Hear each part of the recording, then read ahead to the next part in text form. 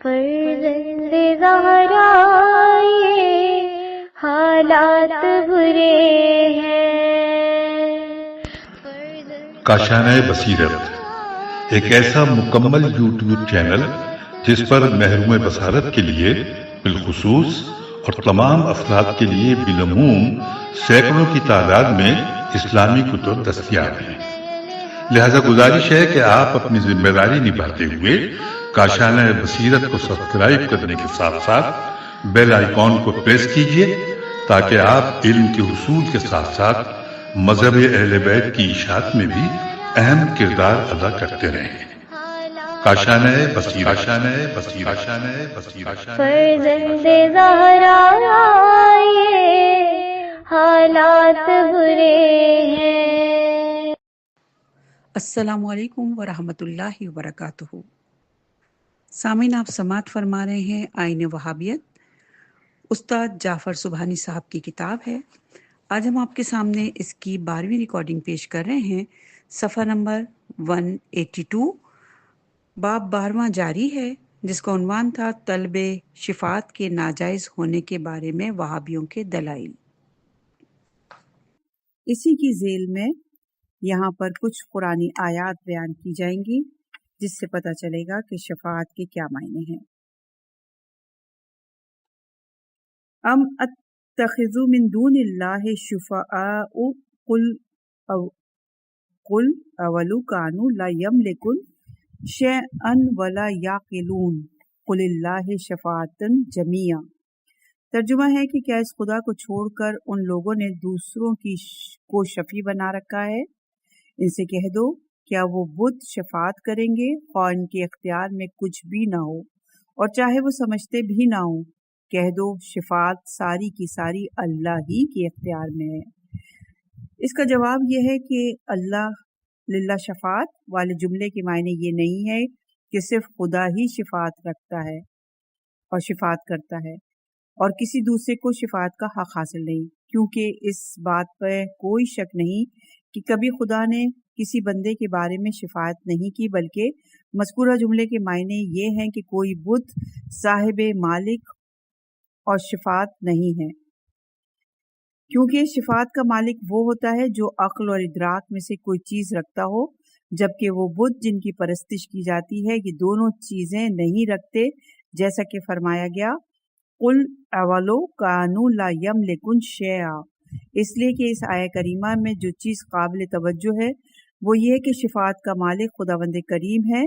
بت صاحب شفاعت نہیں ہے۔ اسی لیے خداوند عالم اپنے بندوں میں جس میں قابلیت دیکھتا ہے اسے اس امر کی اجازت دے دیتا ہے کہ وہ دوسرے بندگان خدا کی شفاعت کریں۔ لہٰذا اس آیت کا ہماری بحث سے کوئی تعلق نظر نہیں آتا، کیونکہ مسلمان صرف خداوند عالم کو ہی مالک شفاعت سمجھتے ہیں، اور ان کا عقیدہ نہیں ہے کہ اولیاء کرام یا انبیاء خدا شفاعت کے مالک ہیں، بلکہ اس کے برعکس مسلمانوں کا یہ عقیدہ ہے کہ خداوند ذوالجلال جسے اجازت دیتا ہے وہی شفاعت کر سکتا ہے۔ اور جب رسول خدا صلی اللہ علیہ وآلہ وسلم کے بارے میں قرآنی آیات سے یہ بات ثابت ہے کہ اللہ تعالیٰ نے انہیں شفاعت کرنے کی اجازت عطا فرما رکھی ہے، اسی عقیدے اور نظریے کے تحت ہی مسلمان حضرت صلی اللہ علیہ وآلہ وسلم سے شفاعت کی درخواست کرتے ہیں۔ نمبر 5 ہے یہاں پر صفحہ نمبر 183، مردے سے شفاعت کی درخواست بے معنی ہے۔ اس سلسلے میں وہابیوں کی آخری دلیل یہ ہے کہ اس دنیا میں اولیاء اللہ سے شفاعت کی درخواست کرنا مردوں سے حاجت کو پورا کرنے کی درخواست کے مترادف ہے، جو کہ سننے کی صلاحیت نہیں رکھتے۔ اور اس ضمن میں وہابیوں کا استدلال یہ ہے کہ قرآن مجید میں واضح طور پر کہا گیا کہ مردے قوت اور ادراک و فہم سے محروم ہیں۔ سورہ نمل کی آیت نمبر 80 میں ارشاد ہوتا ہے، تم مردوں کو نہیں کہہ سکتے نہ ان بہروں تک اپنی پکار پہنچا سکتے ہو جو پیٹھ پھیر کر بھاگ جا رہے ہوں۔ قرآن نے اس آیت میں مشرکوں کو مردوں سے تشبیہ دی ہے اور بتایا گیا ہے کہ جس طریقے سے مردے کچھ نہیں سمجھ سکتے، اسی طرح اس گروہ کو بھی کچھ سمجھانا مشکل ہوگا۔ اگر مردے بات کرنے کی صلاحیت رکھتے ہوتے اور سن سکتے تو مردہ دل مشرکوں والی تشبیہ صحیح نہ ہوتی۔ نمبر 2 ہے اسی ذیل میں، ان اللہ یسمع من لا یشاء وانت بمسمع من فی القبور۔ اس کا ترجمہ ہے کہ بے شک خدا جسے چاہتا ہے اسے سمجھاتا ہے، اور تم ان لوگوں کو جو قبروں میں سو رہے ہیں نہیں سن سکتے۔ اس دلیل میں اس سے پہلی والی دلیل کی طرح، اس لیے کسی مردہ شخص سے شفاعت کی درخواست پتھر سے شفاعت کی درخواست کی طرح ہوگی۔ اور اس کا جواب یہ ہے کہ وہابی مسلسل دوسری اسلامی فرقوں پر تنقید کرنے کے لیے شرک کے ہتھیار کا استعمال کرتے ہیں اور توحید کے نام پر ان کو کافر قرار دیتے ہیں۔ اس دلیل میں انہوں نے اپنی زبان بدل ڈالی، صرف کہتے ہیں کہ اولیاء سے درخواست بے معنی ہیں، شاید وہ نہیں جانتے کہ اولیاء خدا فضل اور احادیث کی دلیلوں کی بنیاد پر زندہ ہیں، اور مذکورہ آیت کے معنی اس کے علاوہ کچھ نہیں کہ وہ جسم جو قبر میں سو رہے ہیں قابل ہدایت نہیں ہے، کیونکہ جب کسی بدن سے روح نکل جاتی ہے تو وہ ادراک و فہم سے خارج ہو جاتا ہے اور جمادات کی شکل اختیار کر لیتا ہے۔ بدن سے جدا ہونے کے بعد نفس کے مادے سے الگ ہونے کے سلسلے میں جو دلائل پیش کیے گئے ہیں ثابت کرتے ہیں کہ جسد مادی کی یہ ضرورت ہے کہ موت کے بعد بھی انسانی روح باقی رہے اور خاص قسم کے ادراک و زندگی سے بھرپور ہو۔ مسلمان فلاسفروں نے روح کے زندہ رہنے اور اس کی برتری کے بارے میں 10 دلائل پیش کیے ہیں، اور کسی بھی با انصاف شخص کو زیب نہیں دیتا کہ اس بارے میں شک کرے، لیکن اس بات کو مد نظر رکھنا چاہیے کہ جن لوگوں کے لیے ہم مخاطب ہیں وہ قبروں میں سوئے ہوئے جسم نہیں ہیں، بلکہ ان کی وہ روحیں ہیں جو برزخی جسم کے ساتھ عالم برزخ میں ہیں۔ قرآن کی واضح عبارت کے مطابق وہ زندہ ہیں، بات کرتے ہیں اور ہمارے لیے شفاعت کی درخواست کرتے ہیں۔ ہمارا ان کے خاک میں پڑے ہوئے جسموں سے کوئی سروکار نہیں، اگرچہ مردے وہ بدن جو مٹی کے نیچے پڑے ہوئے ہیں فہم و ادراک سے دور اور خارج ہیں۔ اس بات کی دلیل نہیں ہے کہ ان کی پاک روحیں بھی کچھ نہیں سن سکتی، کیونکہ قرآن کی واضح عبارت میں وہ دوسری دنیا میں زندہ و سلامت ہیں۔ اگر ہم ان کو سلام کرتے ہیں یا ان سے شفاعت کی درخواست کرتے ہیں یا بات کرتے ہیں تو ہم ان کی پاک و زندہ روحوں سے تعلق قائم کرتے ہیں، نہ ان جسموں سے جو مٹی کے نیچے ہیں۔ اگر ہم ان کی قبروں کی زیارت کے لیے جاتے ہیں تو یہ اس وجہ سے ہے کہ ہم چاہتے ہیں کہ ان سے روحانی رابطہ برقرار رکھنے کے لیے خود کو تیار کریں، حتیٰ کہ اگر ہم کو یہ بھی معلوم ہو کہ ان کے بدن خاک ہو چکے ہیں، حالانکہ احادیث اس بات کو غلط بتاتی ہیں۔ صفحہ نمبر 185 ہے اور یہاں پر 13واں باب شروع ہو رہا ہے، جس کا عنوان ہے کیا غیبی طاقت پر اعتقاد شرک ہے؟ اس میں شک نہیں کہ حاجت کو پورا کرنے کی درخواست صحیح طور پر اس صورت میں امکان پذیر ہے جبکہ درخواست کرنے والا اس شخص کو جس سے درخواست کی جا رہی ہے اپنی درخواست کو پورا کرنے پر قادر سمجھتا ہو۔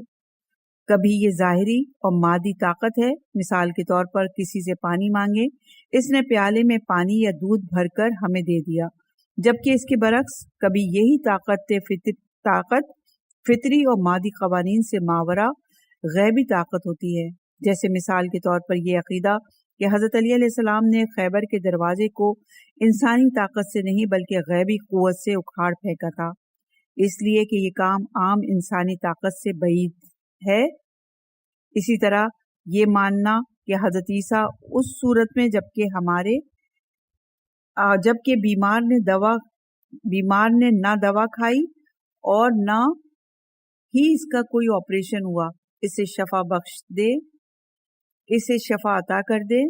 تو اس قوم کی غیبی طاقت پر ایمان خدا کی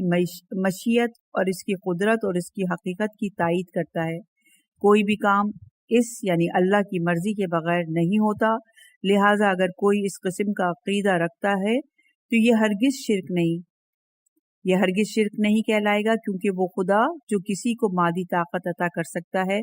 وہ اسی بندے کو غیبی طاقت بھی عنایت کرنے پر قادر ہے۔ صفحہ نمبر 186 ہے اور عنوان ہے وہابیوں کا عقیدہ۔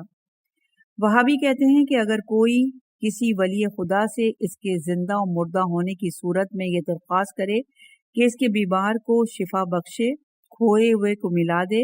یا اس کا قرض کو ادا کر دے وغیرہ، تو اس کی درخواست کے یہ معنی ہوں گے کہ یہ شخص اس شخص کے بارے میں جس سے یہ سب کچھ کرنے کو کہہ رہا ہے ایسی طاقت کا معتقد ہے جس دنیا کے فطری اور جاری قوانین پر حکم فرما ہے، اور غیر خدا میں اس قسم کی طاقت موجود ہونے پر ایمان رکھنے کے معنی یہ ہیں کہ ہم اس شخص کو الوہیت کے قائل ہیں۔ اگر اس تصور کے ساتھ حاجت کو پورا کرنے کی درخواست کی جائے تو یہ عمل شرک ہے۔ اگر کسی ریگستان میں کوئی پیاسا آدمی اپنے نوکر سے پانی مانگے تو اس نے کام فطری قوانین کے مطابق انجام دیا ہے اور یہ کام شرک نہیں ہے، لیکن اگر امام یا کسی نبی سے جو مٹی کے نیچے محو خواب ہیں یا کسی اور جگہ ہے پانی مانگا جائے اور درخواست کرنے والے کو پانی پہنچا دے تو اس صورت میں یہ اعتقاد اس کی الوہیت کے قائل ہونے کے مساوی ہے۔ مولانا سید ابو العلا مودودی ان لوگوں میں سے ہیں جنہوں نے اس بات کی تشریح کی ہے کہ آپ نے لکھا، اس بات کا سبب کہ انسان خدا کو پکارتا ہے اور اس سے مدد چاہتا ہے یہ ہے کہ وہ یہ سمجھتا ہے کہ خدا قوانین فطرت اور ان طاقتوں پر جو مادی قوانین کی حدود سے باہر ہیں غلبہ رکھتا ہے، اور یہ روایت ہے المستلمات الاربع صفحہ نمبر 18 پر۔ صفحہ نمبر 187 ہے، عنوان ہے مذکورہ نظریے کے بارے میں ہمارا عقیدہ، یعنی جس پہ ہم گفتگو کر رہے ہیں اس بارے میں ہمارا عقیدہ۔ اس نظریے میں بنیادی غلطی یہ تصور ہے کہ انسان میں غیبی طاقت کے وجود پر اعتقاد رکھنا شرک اور دوگانہ پرستی ہے۔ ایسے معلوم ہوتا ہے کہ یا تو موصوف خدا سے الگ مستقل غلبے اور خداوند تعالیٰ کے درمیان فرق کرنا ہی نہیں سچ جاتے، یا پھر وہ اس فرق کو تلاش نہیں کر سکے ہیں، ورنہ قرآن مجید میں تو واضح الفاظ کے ساتھ ان ذوات کا تذکرہ کیا گیا ہے جو غیبی طاقت کی مالک تھیں اور جن کی نیت اور ارادہ فطری قوانین پر حکم فرما تھا۔ ہم ان چند ذوات کا تذکرہ کر رہے ہیں جو قرآن حکیم کے مطابق غیبی طاقت رکھتی تھیں۔ نمبر 1، حضرت یوسف کی غیبی طاقت، سورہ یوسف کی آیت نمبر 92 اور 93 میں، میری یہ قمیص لے جاؤ میرے والد کے منہ پر ڈال دو، ان کی بینائی پلٹ آئے گی۔ پھر جب خوشخبری لانے والا آیا تو اس نے یوسف کی قمیص یعقوب کے منہ پر ڈال دی اور یکایک ان کی بینائی اونٹ کر آئی۔ آیت کے ظاہری معنی یہ ہیں کہ حضرت یوسف کی اپنی طاقت اور ارادے سے ہی حضرت یعقوب علیہ السلام کی آنکھوں کی بینائی واپس آئی۔ یہ کام براہ راست خدا کا کام نہیں تھا، بلکہ خدا نے سبب پیدا کیا۔ وہ اپنے بھائیوں کو حکم دے کہ ان کی قمیص کو ان کے والد کے منہ پر ڈال دیں۔ یہ بھی کافی تھا کہ صرف دعا ہی کرتے۔ اس عمل کو سوائے خدا کے حکم سے اس کے کاموں میں اس کے ولی کے تصرف کے اور کچھ نہیں کہا جا سکتا، اور اس کام کا کرنے والا وہ غیبی طاقت رکھتا ہے جو خداوند عالم نے خصوصی طور پر اس کو عطا کی۔ نمبر 2، حضرت موسیٰ کی غیبی طاقت، سورہ بقرہ کی آیت نمبر 60 میں ارشاد ہوتا ہے، ہم نے موسیٰ سے کہا اپنی لاٹھی کو پتھر پر مارے تاکہ اس میں سے 12 چشمے ابل پڑیں۔ دوسری جگہ حکم دیا کہ اپنی لاٹھی کو سمندر پر مارو تاکہ جس قدر بھی سمندر پھٹے اس میں سے بنی اسرائیل گزرے۔ سورہ شورا کی آیت نمبر 63 میں ارشاد ہے، ہم نے موسیٰ کو وحی کے ذریعے حکم دیا کہ مار اپنا عصا سمندر پر، اور اس کا ہر ٹکڑا عظیم الشان پہاڑ کی طرح ہو گیا۔ یہاں پر موسیٰ کے ارادے اور ان کی لاٹھی مارنے کو جس کی وجہ سے چشمے اور پہاڑ ظاہر ہو گئے بے اثر نہیں کہا جا سکتا۔ نمبر 3، حضرت سلیمان کی غیبی طاقت، صفحہ نمبر 189۔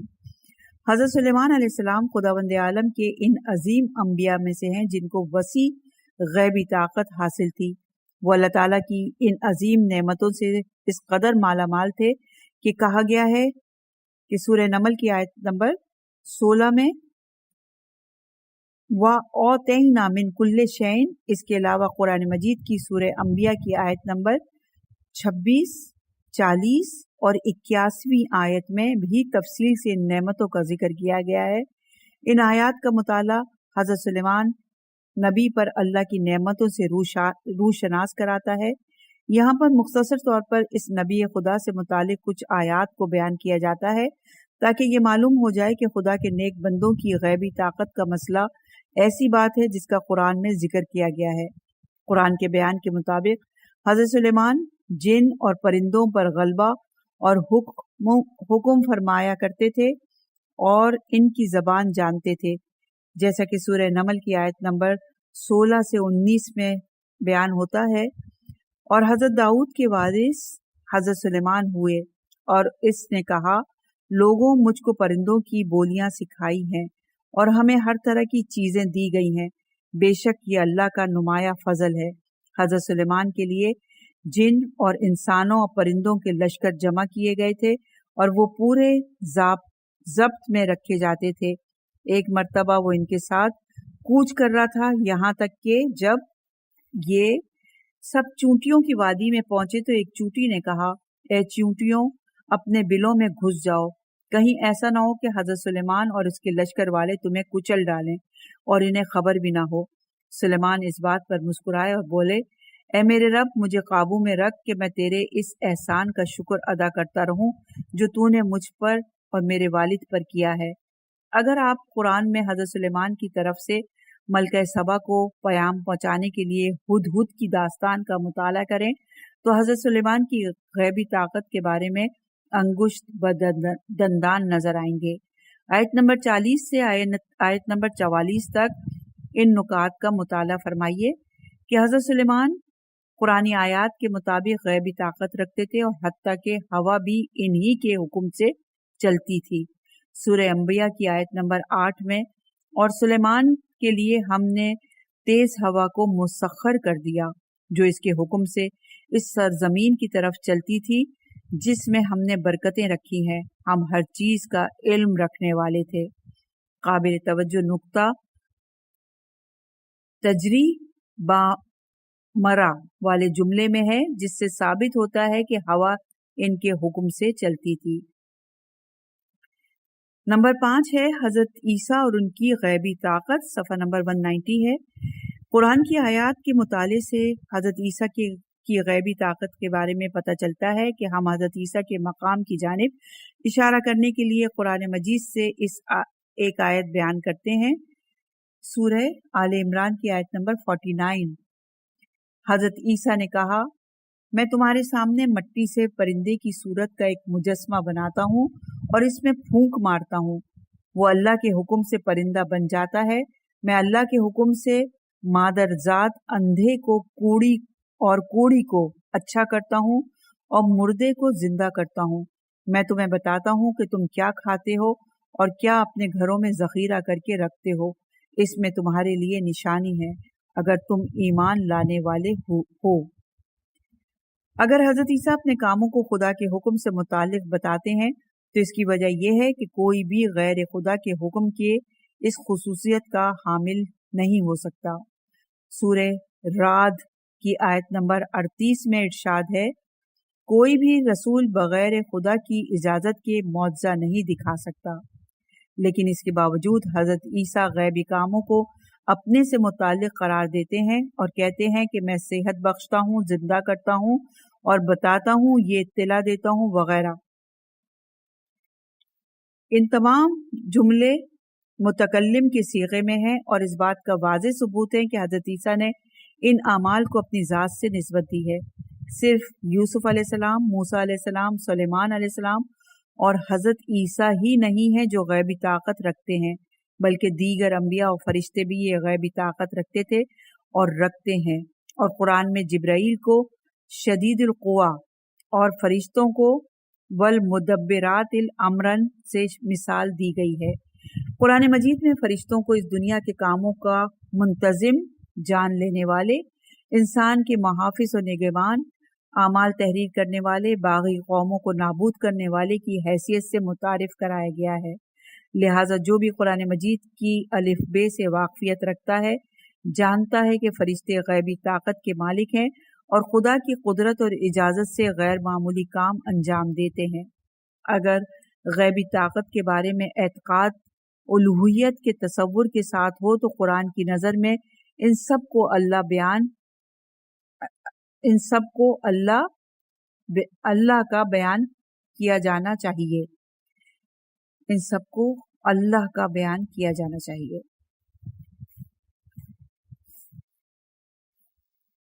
راہ حل وہی ہے جو بیان کی گئی، اور وہ یہ کہ مستقل طاقت اور حاصل شدہ طاقت کے درمیان فرق کریں۔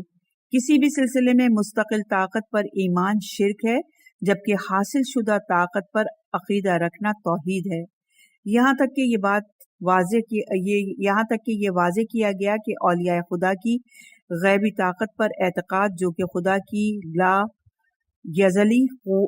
قدرت پر مبنی ہو، اور ان کو اس بات کا سبب تصور کریں جس کے لیے خدا نے ان کو پیدا کیا ہے، تو یہ اعتقاد نہ صرف لازمی طور پر شرک نہیں ہے بلکہ عین توحید ہے۔ توحید کا معیار یہ نہیں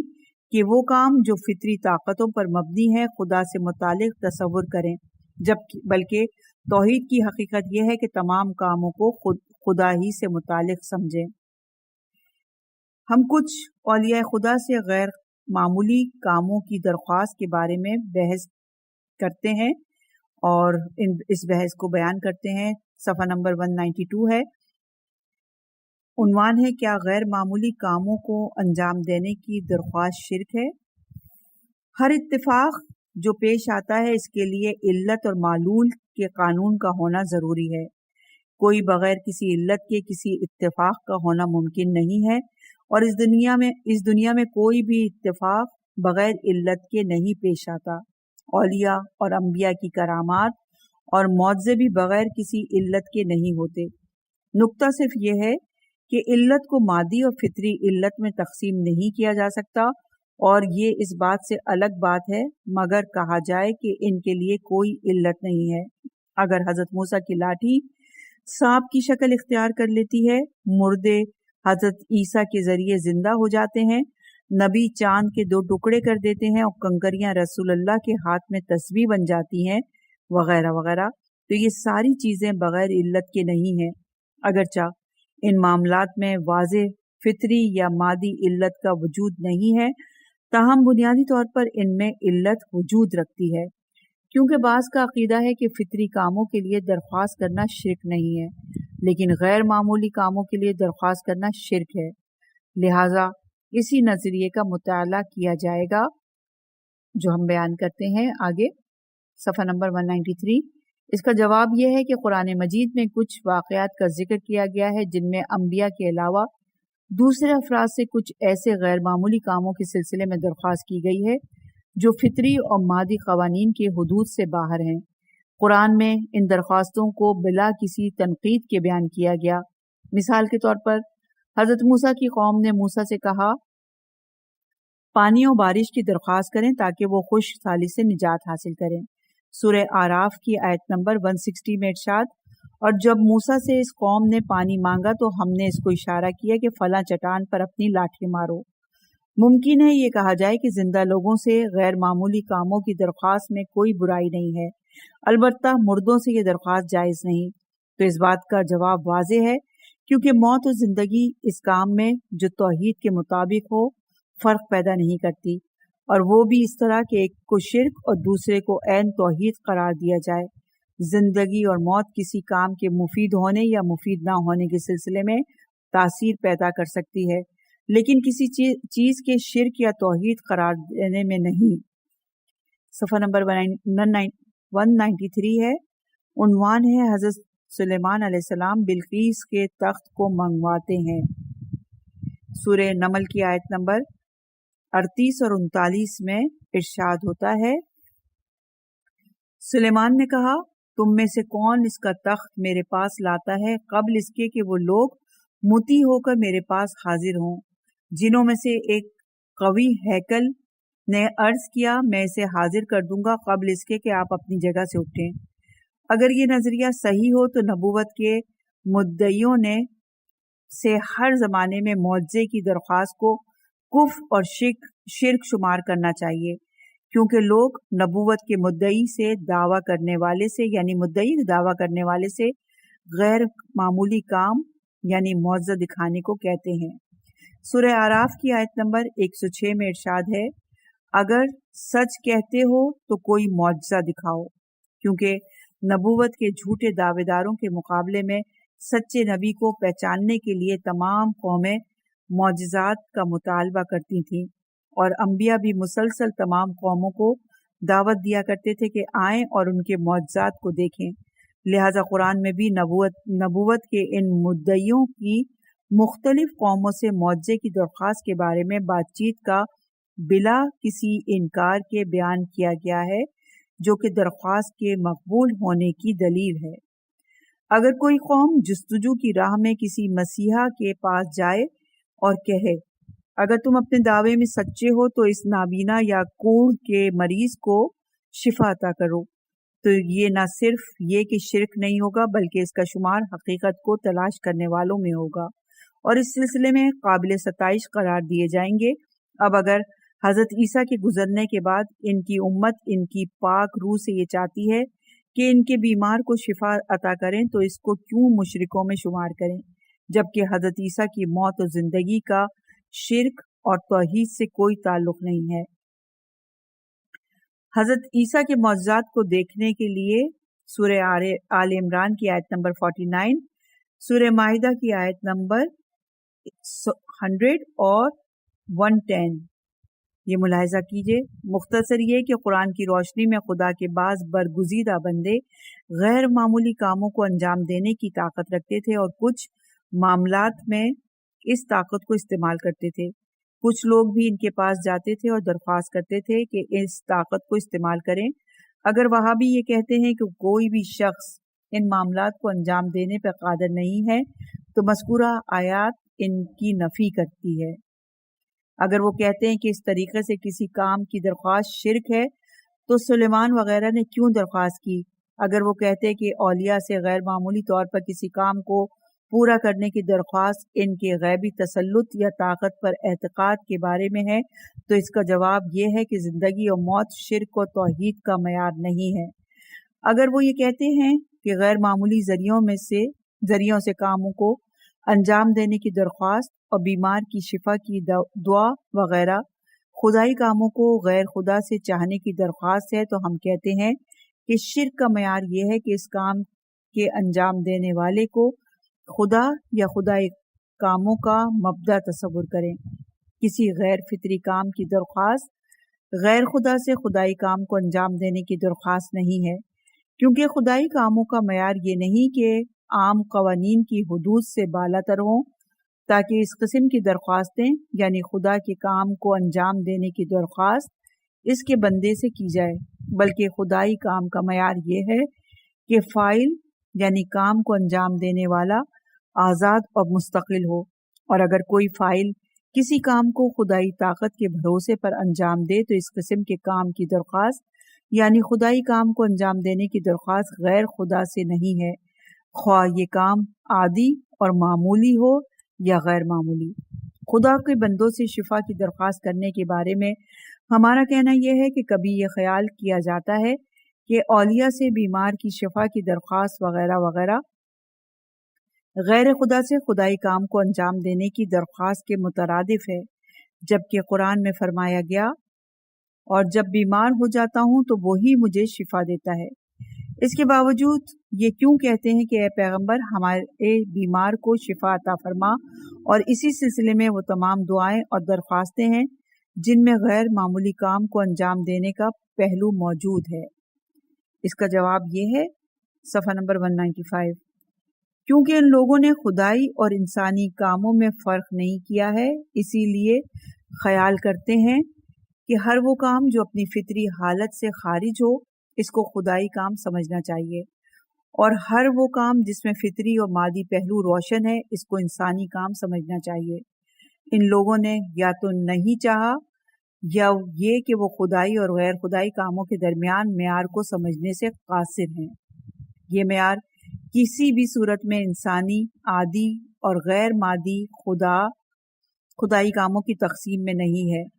نہیں تو سادھوؤں کے کام کو خدائی کام کہنا چاہیے اور ان کو اللہ تصور کرنا چاہیے۔ خدائی کاموں کا معیار یہ ہے کہ کام کا کرنے والا اپنے کام کا مالک و مختار ہو اور کسی دوسرے سے مدد حاصل نہ کرے۔ اگر کوئی انسان ایسا کر سکے تو اس کے کام خدائی کام ہے، لیکن اگر کوئی شخص اپنے کام کو خدائی طاقت کے سائے میں انجام دے تو اس کا یہ عمل غیر الہی ہوگا، خواہ اس میں عادی اور مادی پہلو بھی شامل ہو یا عادی حالت سے خارج ہو۔ انسان ہر کام کو انجام دینے میں خواہ وہ عادی ہو یا غیر عادی اور فطری قوانین سے خارج خدا پر بھروسہ کرتا ہے اور خدا ہی کی طاقت سے مدد کی درخواست کرتا ہے۔ جس کام کو بھی انجام دیتا ہے ایسی قدرت کے سائے میں یہ انجام دیتا ہے جو کہ اس نے خدا سے حاصل کی ہے۔ اس صورت میں اس قسم کی طاقت رکھنا، کاموں کو انجام دینے میں اس کا استعمال کرنا اور اس کو استعمال کرنے کی درخواست وغیرہ کوئی بھی شرک نہیں ہے، کیونکہ خدا تمام مرحلوں میں کہتے ہیں کہ خدا نے اس کو یہ طاقت عطا کی ہے اور اس کو اجازت دی ہے کہ اس کو استعمال کرے۔ جناب حضرت آیت اللہ عظمیٰ امام خمینی خدائی کاموں کو پہچاننے کے سلسلے میں فرماتے ہیں، خدائی کام وہ کام ہے جس میں کام کا کرنے والا کسی دوسرے کی مداخلت اور کسی دوسرے کی مدد کے بغیر اپنے کام کو انجام دے۔ دوسرے لفظوں میں خدائی کام وہ ہے جس کا کرنے والا آزاد و مستقل ہو، نیز دوسروں کی مدد سے بے نیاز ہو، جبکہ غیر خدائی کام بالکل اس کے برعکس ہیں۔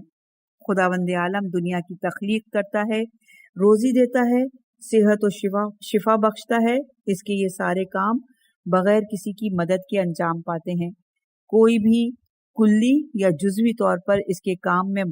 مداخلت نہیں کرتا۔ اس کی طاقت اور قدرت کہیں اور سے نہیں آتی۔ لیکن اگر غیر خدا کسی کام کو انجام دے، خواہ وہ معمولی ہو، آسان ہو یا غیر معمولی اور مشکل کام ہو، خدا اپنی طاقت اور قدرت سے اس کام کو انجام نہیں دیتا، خود اپنی طاقت اور قدرت سے اس کام کو انجام نہیں دیتا، اور نہ ہی قدرت و طاقت ہی خود اس کی اپنی قدرت و طاقت ہے۔ اور یہ روایت ہے کشف الاسرار صفحہ نمبر 51 پر۔ واضح الفاظ میں یوں کہہ سکتے ہیں کہ جب بھی کسی موجود کے لیے وجود یا تاثیر کے لحاظ سے کسی بھی قسم کے استقلال کے قائل ہو جائیں تو توحید کی راہ سے منحرف ہو جائیں گے، کیونکہ کسی موجود کی آزادی یا استقلال پر ایمان ایسی ہستی پر ایمان ہے جو اپنی ہستی کے سلسلے میں خدا سے بے نیاز ہونے کے مترادف ہے، اور ایسا کوئی وجود نہیں ہے سوائے خدا کے جو کہ ہستی میں کسی بھی چیز کا نیاز مند نہیں ہے اور جس کا وجود خود اسی سے متعلق ہے۔ اسی طرح اگر اس کے وجود کو خدا ہی کی مخلوق سمجھیں لیکن اس بات پر ایمان رکھیں کہ دنیا اور بندوں کے معاملات اس کو سونپے گئے ہیں اور وہ ان کاموں کی تدبیر کے سلسلے میں خود صاحب استقلال ہے، تو اس سلسلے میں شرک کے مرتکب ہوں گے۔ زمانہ جاہلیت اور ظہور اسلام کے زمانے میں بہت سے مشرکوں کا عقیدہ یہی تھا۔ وہ معتقد تھے کہ فرشتے اور ستارے جو کہ مخلوق میں شامل ہیں مدبر جہاں ہیں اور کم سے کم خدائی کاموں میں سے کچھ کام مثلا شفاعت اور مغفرت وغیرہ ان کو سونپی گئی ہیں اور اس سلسلے میں ان کو پوری آزادی حاصل ہے۔ جب عمرو بن لہمی نے بتوں کی پرستش کے سبب دریافت کیا تو شام کے لوگوں نے کہا، ہم ان سے بارش کی دعا کرتے ہیں، وہ ہمارے لیے بارش کرتے ہیں، مدد چاہتے ہیں، مدد کر دیتے ہیں،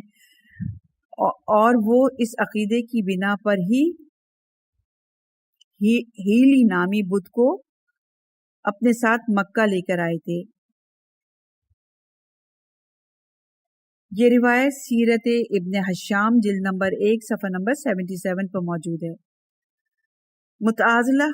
ہستی کے لحاظ سے انسان کو مخلوق خدا جانتے ہیں، لیکن اسی کے ساتھ ساتھ انسان کے اثر اور کاموں کے انجام دینے کے سلسلے میں اس کی آزادی اور استقلال کے قائل ہے۔ اگر یہ حضرات اپنے نظریے کا غور سے مطالعہ کریں تو دیکھیں گے کہ اس قسم کا عقیدہ ایک قسم کا شرک خفی ہے، خواہ یہ شرک مشرکوں کے شرک کی طرح ہو، لیکن ان دونوں شرکوں کے درمیان واضح فرق ہے۔ ان میں ایک اس بات کا مدعی ہے کہ دنیا کے معاملات میں تدبیر اور فکر خدا کا کام ہے، اور دوسرا مدعی ہے یعنی دعویٰ کرتا ہے کہ انسان کو اپنے کاموں میں آزادی اور استقلال حاصل ہے۔ باب نمبر 13 کا اختتام ہوا۔ انشاءاللہ کہ اگلی ریکارڈنگ میں باب نمبر 14 شروع کریں۔